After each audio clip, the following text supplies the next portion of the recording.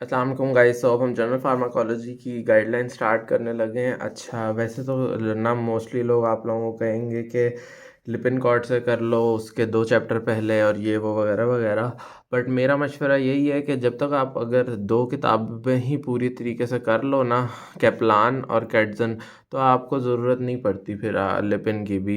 तो या फिर अगर आपने ज़्यादा ही शौक है तो लिपिन का करने का, तो ब्रेनलेस के लेक्चर ले लो या फिर निंजा का लेक्चर ले लो, क्योंकि वो ना ब्रेन सारी लिपिन कवर हो जाती है। तो बुक आप अपनी सेम ही रखो। अब ना कुछ की पॉइंट्स जो मैंने बनाए थे, जिस तरह ना बाकी सारे चैप्टर्स की तो आपको समरी मिल जाएगी कि मिनी कैटजन में, इसकी समरी नहीं बनी हुई जनरल फार्माकोलॉजी की। तो मैंने खुद से एक समरी बना ली थी जिसमें मुझे ये पता हो कि क्या क्या चीज़ें मैंने इस पूरी जनरल फार्माकोलॉजी के लिए करनी है और कहाँ से करनी है। मेन 2 ही जगहें हैं, एक है जी कैप्लान और एक है मिनी कैटजन। अब हम देखते हैं। तो ये अच्छा, अब सबसे पहले ना आपके पास इसमें जनरल फार्माकोलॉजी में कुछ ना कुछ डेफिनेशंस आती होती हैं। कुछ होंगी जो आपको किताबों में मिलेंगी, कुछ आपको खुद लिखनी होगी। मैं नोट्स का लिंक शेयर कर दूंगा वीडियो के अंदर ये, क्योंकि ना हमें खुद लिखवाई थी टीचर्स ने, और ना कि ये वाली करनी है और ये आती होती हैं, वाइवा में भी पूछते होते हैं। सबसे पहले फार्माकोलॉजी की डेफिनेशन आनी चाहिए, फिर फार्माकोपिया की डेफिनेशन, फार्माकोग्नोजी की, फिर सोर्सेज ऑफ ड्रग्स कौन से होते हैं ये आपको पता हो, 4 होते हैं। उसके अलावा आपके पास आगे ड्रग रिसेप्टर की डेफिनेशन, स्पेयर रिसेप्टर की डेफिनेशन, ऑर्फन रिसेप्टर्स की डेफिनेशन, ऑर्फन ड्रग की डेफिनेशन। ऑर्फन ड्रग जो है वो यूक्यू है। साथ में मैंने इंपॉर्टेंट बस मोटी मोटी बातें इनकी लिखी हुई हैं, वो जब आप पढ़ोगे तो आपके ये हेल्प कर देगी। फिर ना आपके पास डाउन रेगुलेशन ऑफ रिसेप्टर्स क्या होता है, अप रेगुलेशन ऑफ रिसेप्टर्स क्या होता है। इसके अलावा आपके पास प्रो ड्रग क्या होती है, प्लेसिबो क्या होता है, ये डेफिनेशन है सारी। पोजोलॉजी की डेफिनेशन क्या है, जेरियांटिक फार्माकोलॉजी की डेफिनेशन क्या है, फार्माकोकाइनेटिक्स की डेफिनेशन, फार्माकोडायनेमिक्स की डेफिनेशन। ठीक है, ये सारी डेफिनेशंस हैं जो मैंने अपने नोट्स में लिखी हुई होंगी। मैं आपको वो लिंक सेंड कर देना, ये डिस्क्रिप्शन में डाल दूंगा। तो ये देख लेना, ये आपको कुछ कुछ बुक में भी मिलेंगी, लेकिन कुछ होंगी जो नहीं मिलेंगी, तो वो देख लेना। फिर active principles of crude drugs हैं, ये आपको यहाँ पे बुक्स में नहीं मिलेगा। ये आपको वो मल्टी ऑथर एक बुक है, जैसे वैसे फार्मा जनरल फार्मा करने का कहते हैं, बट 100 पेजों की, ये बहुत बढ़िया करने की ज़रूरत नहीं। बस ये एक्टिव प्रिंसिपल, ये वाले सारे एक्टिव प्रिंसिपल्स होते हैं। ज़्यादा से ज़्यादा यही पूछा जाता है कि क्रूड ड्रग्स के एक्टिव प्रिंसिपल्स क्या हैं, तो ये सारे नाम आने चाहिए। इसमें से अल्कलॉइड्स आपके सबसे काम आती है, तो अल्कलॉइड्स के बारे में कुछ प्रॉपर्टीज़ हैं, ये भी आपको नोट से मिल जाएगी।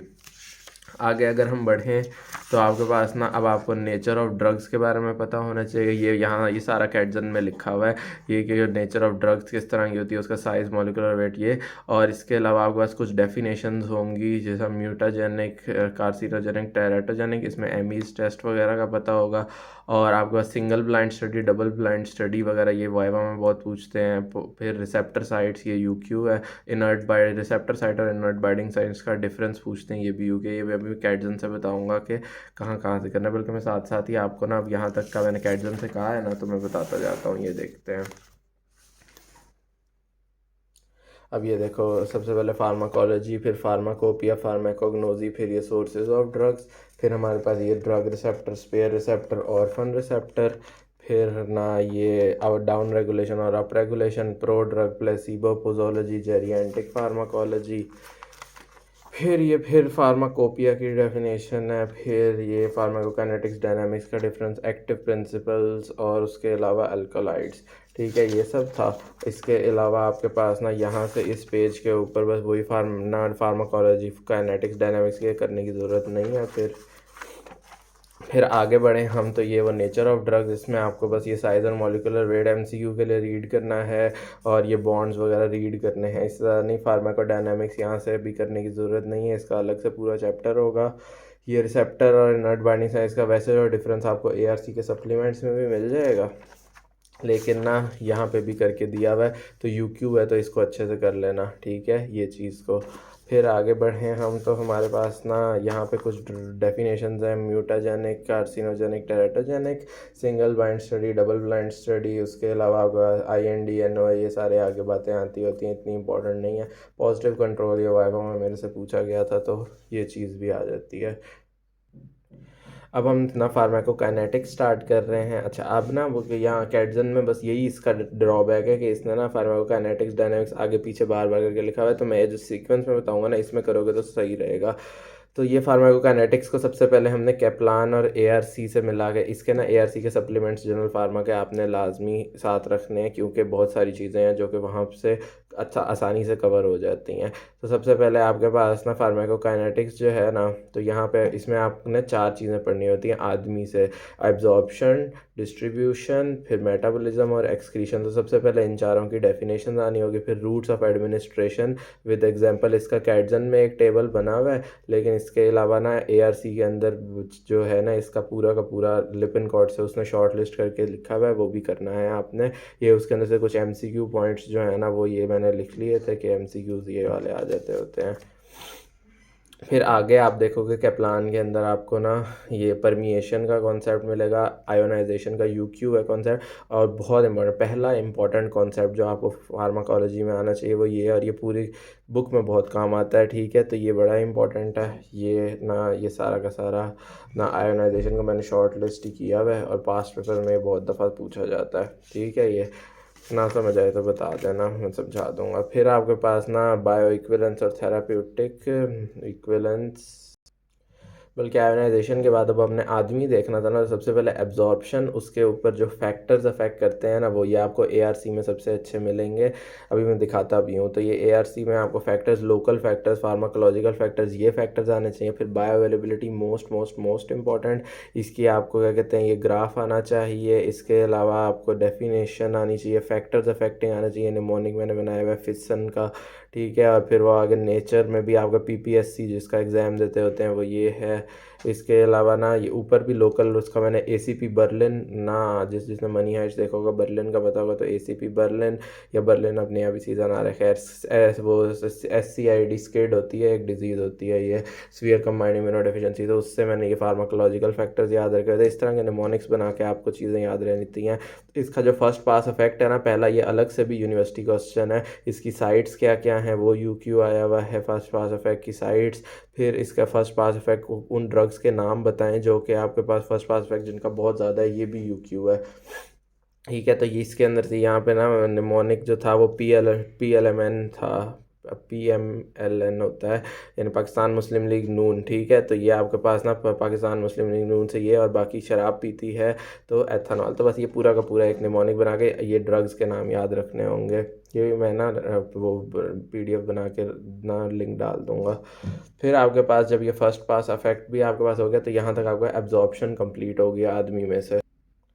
फिर नंबर 2 पे आपके पास आ जाती है अब ना एब्जॉर्प्शन के बाद डिस्ट्रीब्यूशन। तो डिस्ट्रीब्यूशन में से आपने ना फैक्टर्स अफेक्टिंग डिस्ट्रीब्यूशन करने हैं ये। अच्छा, मैं आप लोगों को इसका आसान तरीका यही बता रहा हूँ, आपने ये सारी चीज़ें जब करना, निंजा के बहुत अच्छे लेक्चर्स हैं जनरल फार्माकोलॉजी के, तो आप निंजा के लेक्चर देखते जाना, आपको चीज़ें समझ आती जाएंगी, नोट ना करना बाकी। और बाकी यही कि ना ये जो मैं जहाँ जहाँ से बता रहा हूँ ये थी कि ये फैक्टर्स अफेक्टिंग डिस्ट्रीब्यूशन ARC से करने हैं, तो ये आपके पास वो करने हैं। फिर बायो ट्रांसफॉर्मेशन जो है ना, इसमें ना कैटजन के चैप्टर 4 और 5। अब ये बायो ट्रांसफॉर्मेशन ना वो आदमी का ना A से एब्जॉर्प्शन और D से डिस्ट्रीब्यूशन, M से मेटाबॉलिज्म, तो ये बायो ट्रांसफॉर्मेशन वही मेटाबॉलिज्म है। ये कैटजन के चैप्टर 4 और 5 बनते हैं, ठीक है, लेकिन ये मोस्टली हमने ना ARC से ही करना है, ठीक है। तो ये सारा का सारा आपका इसमें एंजाइम इंड्यूसर का सारा जिक्र होगा, ठीक है। ये इधर से ना फैक्टर्स अफेक्टिंग डिस्ट्रीब्यूशन के अलावा इसमें एक फैक्टर होता है बाइंडिंग ऑफ ना ड्रग, वो यूक्यू में अलग से आया हुआ है कि बताओ, और इसके अलावा अपेरेंट वॉल्यूम ऑफ डिस्ट्रीब्यूशन अलग से यूक्यू में आया हुआ है, इसकी डेफिनेशन और आपके पास इसका फार्मूला, इसकी सिग्निफिकेंस, ये सारी चीज़ें बहुत इंपॉर्टेंट है, इसका फार्मूला भी, तो ये आपको आना चाहिए डिस्ट्रीब्यूशन में। और फिर जो मेटाबॉलिज्म है उसमें एंजाइम इंड्यूसर्स के नाम आपको, ये इसका निमोनिक है GPRS सेल्फोन, ठीक है। ये इससे बाकी ड्रग्स वगैरह मैं बता दूंगा बाद में। और ये आपके पास कुछ एंजाइम इनहिबिटर्स होते हैं, इसका निमोनिक होता है sickfaces.com AQG, ठीक है। ये बाकी आपके पास ना अब ये मेटाबॉलिज्म में फेज़ 1 रिएक्शन, ये जो जीनोबायोटिक्स में भी आपने पढ़ोगे फेज़ 1 रिएक्शन उसके नाम है, उसके लिए दादा एंड सन्स का निमोनिक था। फेज़ 2 रिएक्शंस के अंदर ना पता नहीं मैंने क्या ही बनाया था, ग्रस्मा का निमोनिक बना लिया था, खैर तो ये देख लेना, ठीक है। ये और इसमें आपको पता होना चाहिए होता है कि यानी ना इनके अंदर एक एक सिर्फ नाम पता होना चाहिए, ख़ासतौर पर फेज़ 2 का कौन सी ड्रग के अंदर कौन सा होता है, फॉर एज एन एग्जाम्पल ये सारा मेटाबॉलिज्म है। उसके बाद पीजीपी इनहिबिटर्स होते हैं, इनके नाम पता होने चाहिए आपको। ये वीपी वीएफएम से याद रख लिया था। फिर आपके पास ना चैप्टर 3 जो कैटजन का होता है ना, उसमें फिर फार्माकोकाइनेटिक्स की ना कुछ आपको ना अब डेफिनेशंस वगैरह और ना वो आएंगी, तो उसमें ये एआरसी से भी हो जाएगा कवर ये, और चैप्टर 3 से भी दिखाता हूँ अभी। तो इसमें क्लियरेंस आ जाएगी, डेफिनेशन यूक्यू बहुत इंपॉर्टेंट बहुत इंपॉर्टेंट, प्लाज्मा हाफ लाइफ की डेफिनेशन बहुत इंपॉर्टेंट बहुत इंपॉर्टेंट। फिर एक्सट्रैक्शन रेशो बस रीड है। थेराप्यूटिक विंडो बहुत इंपॉर्टेंट यूक्यू है। डोजेज रेजिमेंट में से maintenance dose, loading dose assessment में भी आया था डिफरेंस इसका, लोडिंग डोज वैसे यूक्यू भी है, इनके फार्मूलाज भी आने चाहिए। स्टेडी स्टेट और ड्रग इंट्रैक्शन वगैरह ना आपने कैप्लान से देखना है, वहाँ पे उसका कॉन्सेप्ट है। इसके अलावा एंड में आपके पास ना आ जाता है आदमी का ई, उससे एलिमिनेशन आता है, ये भी आपने कैप्लान से देखना है। लेकिन फर्स्ट ऑर्डर और सेकंड ऑर्डर का डिफरेंस जो है ना वो आपने एआरसी से करना है। तो ये पूरा का पूरा क्या था, फार्माकोकाइनेटिक्स का एक ओवरव्यू था कि आपने उसमें करना क्या क्या है। अब जो मैंने सबसे पहले कहा था कि आपने ना आदमी की डेफिनेशंस करनी है, तो ये चारों आदमी की मैंने डेफिनेशंस लिखी हुई हैं, ये करनी है आपने याद। उसके बाद रूट्स ऑफ एडमिनिस्ट्रेशन जो है ना आपके पास, ये देखो यहाँ पे ये एआरसी का पेज जो है ना, उसमें आपके पास ना ये पूरी की पूरी ना इसके एडवांटेजेस और वो सब चीज़ें यहाँ पे दी हुई हैं।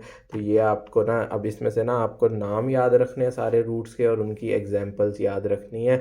इनको आपने रीड करना है फॉर एमसीक्यूज़ के, कौन से चीज़ के लिए कौन सा आइडियल है। ये जिस तरह मैंने यहाँ पे लिखा हुआ है ना कि आपके पास ना लार्ज वॉल्यूम्स इमरजेंसी और हाई मॉलिकुलर वेट पेप्टाइड्स के लिए आईवी रूट जो है वो आइडियल होता है। फिर पुअरली सॉल्युबल सस्पेंशंस के लिए सब, ये सारी बातें यहीं से निकाली हुई हैं। कोई लिपोफिलिक ड्रग हो उसके लिए ट्रांसडर्मल होना चाहिए। ये बाकी एग्जाम्पल्स और नाम आपने यहीं से करने हैं, ठीक है। इसका ये कैटजन में ना टेबल 1.1 भी दिया हुआ है, बट इसमें एग्जांपल्स नहीं लिखी हुई हैं, सिर्फ और सिर्फ नाम लिखे हुए हैं। तो ये नाम जो हैं तो वही वाले हैं, लेकिन आपको एग्जांपल्स भी याद रखनी है। तो ये बाकी आगे इतनी इसमें कोई, इसीलिए मैंने कहा है कि ये आपने वहीं से करना है एआरसी से।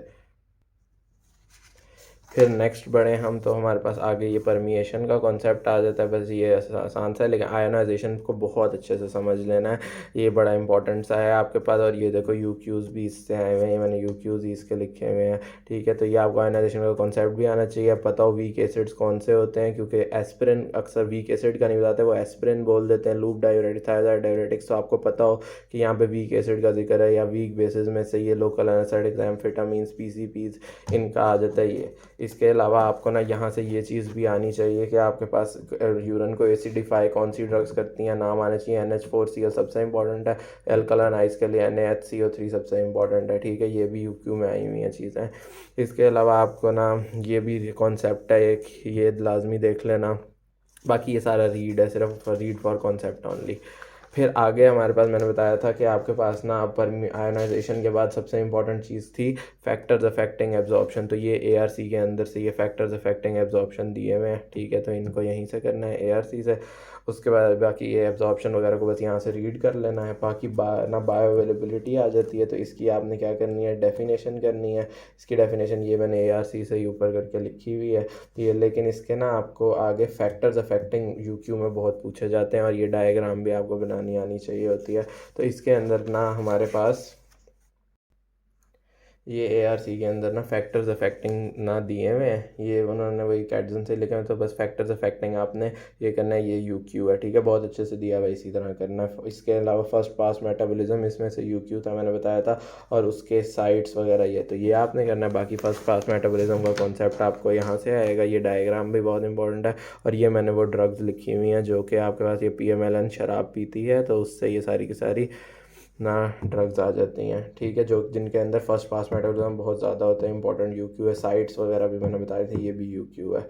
उसके अलावा हमारे पास अब आगे हम ना फर्स्ट पास मेटाबॉलिज्म के बाद अगली चीज़ मैंने क्या कही थी, एब्जॉर्प्शन के बाद आ जाती है डिस्ट्रीब्यूशन। तो डिस्ट्रीब्यूशन जो है ना, अब ये डिस्ट्रीब्यूशन का कॉन्सेप्ट आपने यहाँ से सारा लेना है, और volume, apparent volume of distribution जो है ना वो आपने यहाँ से करना है, ठीक है। फिर अब आपके पास और रीडिस्ट्रीब्यूशन, यहाँ तक ये कॉन्सेप्ट जब आप ले लोगे ना, फिर अब आपने इसमें से याद जो करना था, मैंने बताया था कि एक तो पेरेंट वॉल्यूम ऑफ डिस्ट्रीब्यूशन और इसकी सिग्निफिकेंस यू क्यू है, और ये देखें ARC के अंदर आपके पास ना ये factors affecting distribution of drugs दिया हुआ है, ये बहुत इंपॉर्टेंट है। इसमें से ये बाइंडिंग ऑफ ड्रग अलग से UQ है, इसको अच्छे से करना है आपने, ठीक है। और देखो मैंने जिस तरह बताया था कि समझने के लिए ना आप साथ में निंजा का लेक्चर लेकर ना देख सकते हो, तो उसमें ये चीज़ें सारे फैक्टर्स निंजा ने ये समझाए हुए थे, तो ये बहुत अच्छे से निंजा समझा देता है, ठीक है। तो ये फैक्टर्स अफेक्टिंग डिस्ट्रीब्यूशन आपने अच्छे से करने हैं, ये इसमें से। और बाकी अपेरेंट वॉल्यूम ऑफ डिस्ट्रीब्यूशन जो था ना, तो ये आपके पास अपेरेंट वॉल्यूम ऑफ डिस्ट्रीब्यूशन भी दिया हुआ है इसने। अच्छा हाँ, एक चीज़, ये अपेरेंट वॉल्यूम ऑफ डिस्ट्रीब्यूशन के ना ये वाला distribution of water into body components, ये आपको ना समझ जो आएगा ना वो ये निंजा बड़े अच्छे से समझा देगा, तो ये करना है। लेकिन इनकी एग्जांपल्स को याद रखना है, यहाँ पे एग्जांपल्स में थोड़ा सा डिफरेंस होगा, तो दोनों एग्जांपल्स याद रख लेना कि प्लाज्मा कंपार्टमेंट में कौन सी ड्रग्स रहती हैं, एक्स्ट्रा सेलुलर कंपार्टमेंट में कौन सी ड्रग्स रहती हैं, और टोटल बॉडी वाटर के अंदर कौन सी ड्रग्स होती हैं, तो ये आपको याद रखना है। बाकी जो मैंने जैसे जैसे बताया ऐसे कर लोगे ना, तो इधर कैडजन से फिर कुछ भी करने की ये ज़रूरत नहीं पड़ेगी, ये सारा आपका ऑलरेडी हो चुका हुआ होगा, ठीक है। ये सारा का सारा बाकी डिस्ट्रीब्यूशन ऑफ ड्रग, देखो ये सारी एब्जॉर्प्शन की बातें थी जो हम ऑलरेडी कर चुके हुए हैं। फिर आपके पास ना ये अब ये डिस्ट्रीब्यूशन ऑफ ड्रग्स है, ये भी हम ARC से कर चुके हुए हैं, यहाँ पे बहुत थोड़े लिखे हुए हैं, वहीं से करने हैं। ये टेबल देख लेना, अगर कोई MCQ MCQ आ जाए, वगैरह नहीं है। आगे मेटाबॉलिज्म यहाँ से नहीं करना, ये मेटाबॉलिज्म जो है ना हमने चैप्टर नंबर ना वहाँ पे दिया हुआ है 4 और 5 के अंदर, तो वहाँ से अब हमने करना है। और ये आदमी का आखिरी एलिमिनेशन हम एंड में देखते हैं। अच्छा, ये बायो ट्रांसफॉर्मेशन और मेटाबॉलिज्म पहले कॉन्सेप्ट के लिए ना आप यहाँ से देख लेना, ठीक है ये। लेकिन याद आपने यहाँ से ये नहीं करना, आपने सिर्फ कॉन्सेप्ट लेना है। हाँ, ये चीज़ जो है ना ये इंपॉर्टेंट है, इसको यहाँ से ये ना एग्जांपल्स के साथ याद रख लेना। लेकिन ना आपने करना जो है ना वो सारा चैप्टर 4 और 5 कैटसन से ही करना है, और उसमें भी मैं अभी बताता हूँ कि ARC से कितना कवर हो जाता है और बाकी क्या करना है। अब आपने देखो सबसे पहले साइटोक्रोम P450 एंजाइम्स जो डिफरेंट है ना, इनके नाम करने हैं, और कितने में 50% कौन सा है, 25% कौन है, सबसे पहले ये। फिर आपके पास ये फ़ेज़ 1 रिएक्शन है, अब इसके फ़ेज़ 1 रिएक्शन की डेफिनेशन और फ़ेज़ 2 रिएक्शन की डेफिनेशन पूछी जाती है। और इसमें से भी ना ये जो नहीं है आपका ऑक्सीडेशन रिएक्शंस, ये 9 तरह के होते हैं। ये इसका मैंने दादा एंड सन्स का निमोनिक जो बताया था, ठीक है। ये बाकी सारों के भी नाम, बस ये येलो से जो लिखे हुए हैं ना ये नाम कर लेना, ये जो ऑरेंज से हाईलाइट किए हुए हैं इनको करने की ज़रूरत नहीं। बट ये जो फ़ेज़ 2 है ना, इसके अंदर आपने ना, अच्छा मैंने इसका नाम ना वो GR अस्मा के नाम से सेव की इसको किया हुआ था, तो ना अब आपके पास ना ये GR अस्मा से ये सारे इसके ये हो जाते हैं। और इसकी आपको, लेकिन अब इधर ना ये जो आपके पास है ना ये भी याद रखना, इसके एंजाइम्स कौन से होते हैं, ये जो पिंक से मैंने है ना हाईलाइट किया हुआ है और इनसे नाम, तो ये इंपॉर्टेंट है। फिर आगे अगर हम बढ़े ना, तो यहाँ पे इसने ना, अच्छा पीछे बल्कि ARC के अंदर ना पीछे, तो आपके पास ना अब यहाँ पे बायो ट्रांसफॉर्मेशन की ना टाइप्स बताई हुई हैं। इसमें से ना ये हॉफमैन एलिमिनेशन बच्चे अक्सर स्किप कर जाते हैं, वाइवा में बहुत पूछा जाता है हॉफमैन एलिमिनेशन क्या है, हॉफमैन एलिमिनेशन क्या है, तो ये आपको आनी चाहिए। और ड्रग्स एट्राक्यूरियम से एट्राक्यूरियम स्केलेटल मसल रिलैक्सेंट्स हैं, तो ये आपके पास ना आपको पता हो इसके बारे में, ठीक है। बाकी ये कॉन्सेप्ट बस लेना, जो इसके अंदर हो जाएगा आपके पास माइक्रोसोम्स के अंदर हो जाएगा, वो जो स्मूथ एंडोप्लाज्मिक रेटिकुलम है वो माइक्रोसोमल हो जाएगा, लेकिन जो उसमें नहीं होगा वो नॉन माइक्रोसोमल हो जाएगा। बस ये थोड़ा बहुत कॉन्सेप्ट है ये। अच्छा, अब यहाँ तक ये चीज़ हो गई है ना, ये अब आपने इधर से कैटसन के स्पेस से कुछ नहीं करना। फिर अगला आ जाता है ना, ये अब वही वाला फ़ेज़ 1 रिएक्शंस का, आपको चाहो तो वहाँ से कर लो, चाहो तो यहाँ से एक एक एग्जांपल कर लो। ये examples of phase 1 reactions, example of phase 2 reactions, ठीक है। इसका शायद मैंने क्या निमोनिक बनाया हुआ था, आई डोंट नो, लेकिन हाँ अच्छा एसिटाइलेशन के लिए ना सिंगर ढिंचैक पूजा ना निमोनिक था कि ये सारी ड्रग्स जो हैं वो इससे होती हैं, एसिटाइलेशन से होती हैं, लेकिन इतना डिटेल में याद रखने की ज़रूरत नहीं है। इधर से भी आपने कोई ज़्यादा ये चीज़ें काट देनी है, कोई ज़रूरत नहीं है। आगे आ जाता है अब हमारे पास कि ना, हाँ ये साइट्स कर लेना कि कहाँ कहाँ पे ड्रग मेटाबॉलिज्म हो जाता है। अब आगे ना हम देखते हैं कि इनके ये जो एंजाइम हमने कहा है ना साइटोक्रोम P450, इस पर कौन से ना इंड्यूसर होते हैं और कौन से इनहिबिटर, तो इसके लिए बहुत अच्छा सा यहाँ पे ही है करके। अच्छा, इसका निमोनिक यहाँ पे शायद इतना अच्छा नहीं था, इसलिए GPRS सेल्फोन जो है ये सही रहता है, इससे आपका मेजर वाले सारे हो जाते हैं। GPRS सेल्फोन से एंजाइम इंड्यूसर्स, ये भी UQ है। फिर एंजाइम इनहिबिटर्स का यही सही है, sickfaces.com AQG फर्स्ट एड से उठाया हुआ है भाई ने। तो ये आपके पास ना पूरा का पूरा ये आपके पास सारी ड्रग्स के नाम आने चाहिए। या फिर PGP इनहिबिटर्स हैं, इनके अंदर ये 3 या 2 ड्रग्स हैं, बल्कि किताब में एक ना अभी मैं दिखाऊंगा माई फेवरेट एक ओल्ड भी लिखी है, लेकिन यहाँ पे 2 ही लिखी हुई हैं। तो ये कर लेना वेरापामिल और ये फ्यूरानोक्यूरोनियम ये। फिर आपके पास ये बाकी रीड है। अच्छा ये वाला जो है ना ये आपका ये यूक्यू है कि आपके पास ना सवाल आता है कि polymorphism associated with altered drug responses. तो ये आपके पास ना इनके अंदर पोलीमॉर्फिज्म होती है जिसकी वजह से ये। अब आपको ये भी याद रखना है कि ना ये वो सारे CYPs लिखे हुए हैं, ठीक है, फेज़ 1 के अंदर जो यूज़ होते हैं, कौन सी ड्रग्स हैं जिनकी टॉक्सिसिटी इंक्रीज़ होती है या फिर डिक्रीज़ होती है, इनसे इनके नाम आपको आने चाहिए, ठीक है। तो जब आप वो देखोगे ना कि ना ये मेजर मेजर आपको पता होगा कि कौन सी आपके पास ड्रग्स किससे मेटाबोलाइज होती हैं, तो ये आसान रह जाएगा। ये टेबल अच्छे से करना है, बाकी रीड है सिर्फ। एंजाइम इंड्यूसर और इनहिबिटर जब आप कर लोगे ना, तो ये देखो एंजाइम इंड्यूसर, यहाँ से आपको कुछ करने की ज़रूरत नहीं पड़ेगी, सिर्फ ये सुसाइड इनहिबिटर यहाँ से देखना है आपने और कुछ नहीं देखना। और ना इधर आपने बस GPRS सेलफोन ये बहुत सारी लिखी हुई है, ये करने की ज़रूरत नहीं है। फिर इधर ये आपके पास sickfaces.com AQG ये वाला पूरा टेबल करने की भी ज़रूरत नहीं है, बहुत सारी दी हुई हैं, आपने सिर्फ मेजर मेजर वो वहीं से हो जाएंगी आपकी। फिर आपके पास ना टॉक्सिक मेटाबॉलिज्म ये बहुत इंपॉर्टेंट है, इस दफ़ा UHS के अंदर भी पास UQ आया था, ठीक है। तो आपको ये वाला एसिटामिनोफेन का मेटाबॉलिज्म टॉक्सिक मेटाबॉलिज्म है, तो ये वाली डायग्राम आपने ड्रॉ करनी होती है। तो ये आपके पास चैप्टर नंबर 4 कैडजन से हमने बायो ट्रांसफॉर्मेशन की। अच्छा जो अभी मैंने कहा था ना पोलीमॉर्फिज्म वाला वो एक टेबल दिखाया था, तो वो ये पोलीमॉर्फिज्म वाला टेबल जो है ना, इधर से आपने फार्माकोजिनोमिक्स जो है ना इसकी आपने डेफिनेशन कर लेनी है फार्माकोजिनोमिक्स की। इसके अलावा पर्सनलाइज्ड मेडिसिन का या प्रिसिशन मेडिसिन का आपको पता हो, बस ये यही फार्माकोजेनोमिक्स की डेफिनेशन, क्योंकि यूक्यू है इसलिए आपको पता हो। बाकी SNPs वगैरह भी देख लेना क्या होते हैं। और ना poor metabolizer PM poor metabolizer, IM intermediate metabolizer, EM extensive metabolizer और UM ये बस ऐसी फजूल सी चीज़ें हैं। ये वो टेबल है जो कि ARC ने शॉर्ट लिस्ट करके लिखा हुआ है, ठीक है। ये तो इसमें से ये वाला कॉलम उसने लिखा हुआ है और ये लिखा हुआ है, बीच वाला छोड़ दिया हुआ है, तो आपने भी छोड़ देना, लेकिन ये UQ है तो ये इंपॉर्टेंट है, बाकी सारा बातें फजूल हैं। तो ये 4 चैप्टर नंबर, अब आपका अभी तक चैप्टर नंबर 4 और 5 हो गया है कैडजन में से, और चैप्टर नंबर 1 जो है ना उसमें से सिर्फ और सिर्फ अब क्या रह गया है, हमारे पास एलिमिनेशन रह गई है, ठीक है। तो अब हम एलिमिनेशन देखते हैं कि किस तरह करनी है। एलिमिनेशन में ना आपने ये कॉन्सेप्ट लेना है यहाँ से, ज़ीरो ऑर्डर एलिमिनेशन का ये अलग से भी UQ आता होता है, ठीक है। ये कॉन्सेप्ट सारा लेना है, फर्स्ट ऑर्डर एलिमिनेशन का कॉन्सेप्ट लेना है आपने सारा। यहाँ से नहीं समझ आ रहा हो तो निंजा की वीडियो देख लेना, ठीक है। ये सारा करने के बाद जब आप ये एलिमिनेशन कर लोगे ना, ये रीनल एलिमिनेशन वगैरह भी देख लेना, वो सारा का सारा स्टडी स्टेट भी साथ ही कर लेना, UQ इससे आता होता है। और ये MCQs में बड़ा ना तंग करती है, तो ये आपने स्टडी स्टेट का कॉन्सेप्ट यहाँ से लेना है। रेट ऑफ इन्फ्यूजन का ये लाइन भी बड़ी इंपॉर्टेंट है, कॉन्सेप्चुअली ये करना है। लोडिंग डोज, इसका ये लोडिंग डोज का फॉर्मूला आना चाहिए।